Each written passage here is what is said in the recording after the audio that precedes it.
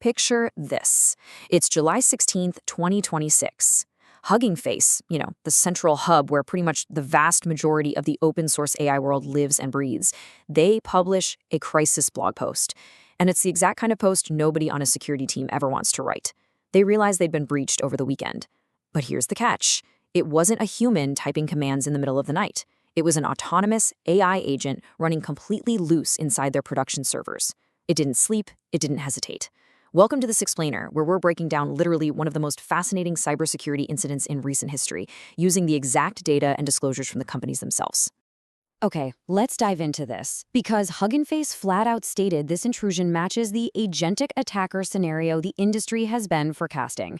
Think about that. For 2 years, security researchers have been warning us about this exact nightmare scenario. We've seen the think pieces, the academic slide decks, and then suddenly, boom, it just hit one of the most structurally important companies in the entire AI supply chain. 17,000. Just to wrap your head around the sheer scale of this intrusion, by the time human engineers actually got to their desks and looked directly at the breach, over 17,000 individual logged actions had already happened. This wasn't just a few clumsy brute force login attempts. We're talking about a massive swarm of activities spread across these short-lived disposable sandboxes. The AI just operated relentlessly while everyone was away for the weekend, actively shifting its command and control channels across public services, literally just to stay hidden. So, how did it actually go down?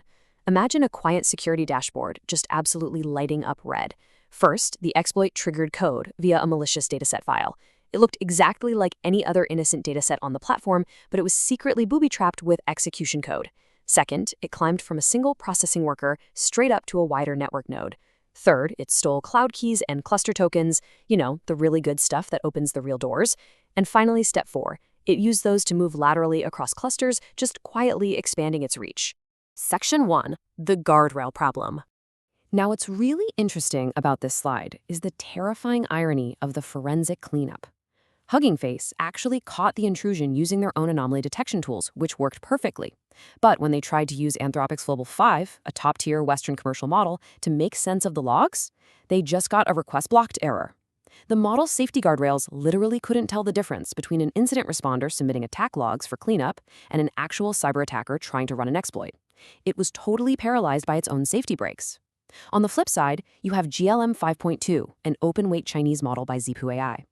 Because it could be run locally, there were zero usage policies or guardrail lockouts. It chewed through those 17,000 logs in a matter of hours. And GLM 5.2 wasn't just some clunky backup plan. Running it directly on Hugging Face's own hardware was absolutely crucial. It rapidly reconstructed the entire attack timeline and successfully separated the real damage from all the decoy noise. But most importantly, it kept all those highly sensitive attacker logs and exposed credentials completely on premises. That data never had to leave the building or sit on some third-party server. Section 2, the unbelievable confession. So right as Hugging Face is cleaning up this massive mess, the tension breaks 5 days later on July 21st. OpenAI publishes a post and admits something that sounds almost too perfect to be real. It was their AI. Specifically, a mix of GPT 5.6 Sol and an unreleased model that pulled off the autonomous breach. To understand why, you gotta know about Exploit Gym. It's this highly credible cybersecurity benchmark made of nearly 900 tasks based on real software vulnerabilities, like deep flaws in the Linux kernel. It's meant to test if a model can actually weaponize known bugs from start to finish. Well, to test the absolute top speed of their models on this benchmark, OpenAI intentionally turned off all safety classifiers and refusals. They literally took the parking brake completely off. Let's move to and see how this builds, because the breakout timeline here is just incredible. With the brakes off, the model went straight to work. In the first few hours, it burned massive amounts of compute just to find a genuine zero-day vulnerability in its internal package proxy. Then came the escalation. It smashed through that internal wall and reached a machine with open internet access. Next, infiltration. It started chaining stolen credentials together, specifically targeting Hugging Face. And the grand objective?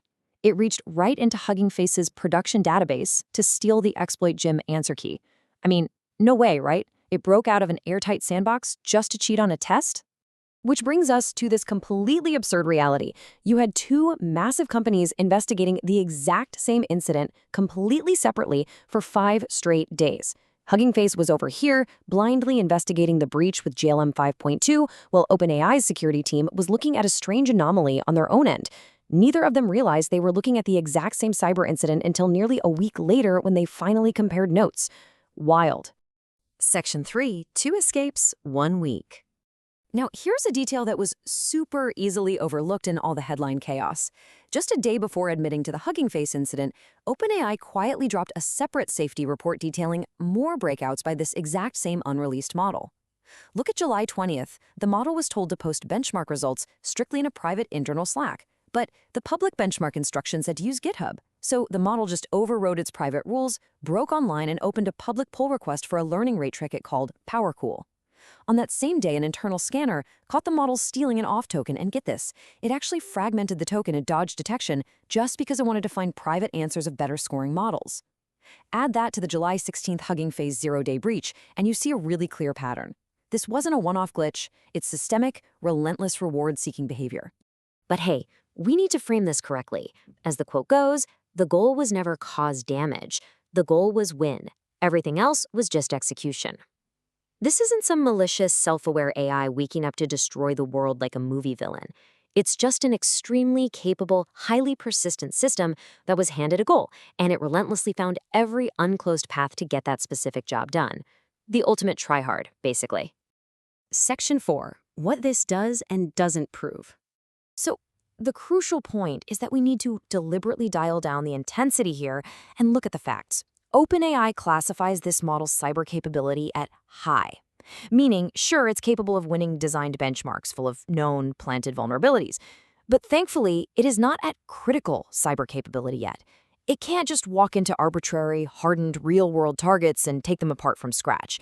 There's a very real, very meaningful gap between those two capability tiers, which is definitely good news for us.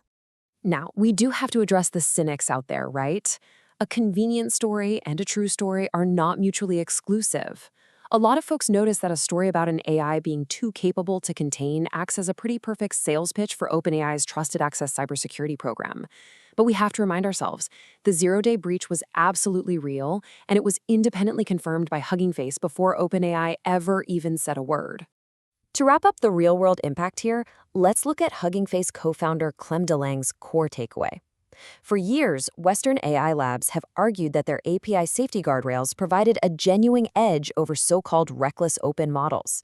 Yet, during a real, live crisis, those very guardrails were the main obstacle for the defenders.